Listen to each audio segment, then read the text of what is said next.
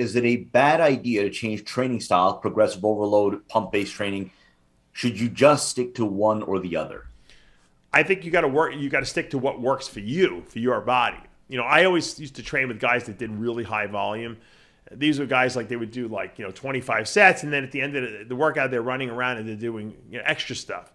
And I just never. I felt like I just never recovered from those workouts. It was just I loved training, and I at some point I was just like, I don't even want to be here anymore. I'm not even enjoying myself anymore. I knew that intuitively that I was overtraining, but I didn't want to give up on the workout, so I would just push myself through it. But I wasn't getting the benefits out of it. Once I started realizing that my body responded better to lower volume and that I actually was stronger when I did lower volume because I didn't have to worry about doing 25 sets, that's when I really saw the best results from the gym. Last question from Joan Ramadani. Ronnie Coleman versus Dorian Yates. Settle the debate. Who's the best?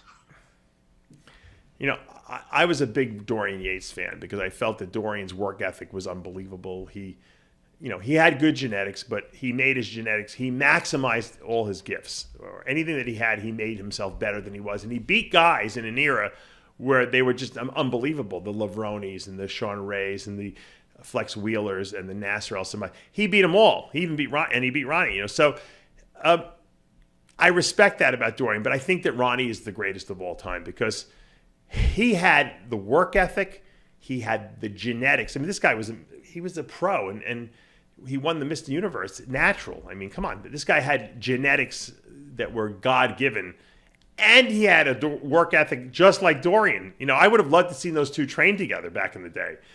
And Ronnie was such a freak that he actually did high weights and high volume, which is unheard of. No one could do that, right? Imagine trying to do like 30 sets with the most weight you could possibly lift.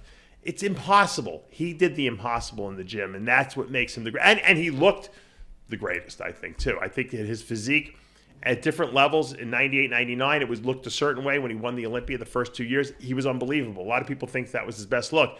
But then in 03, he was like almost 300 pounds. He was an absolute, whether you like that physique or not, you couldn't help but look at it. It was so freaky looking, the amount of mass that he carried on that body, on that big frame, and it flowed well. I mean, in my mind, it's going to be hard for anyone to ever eclipse what he accomplished.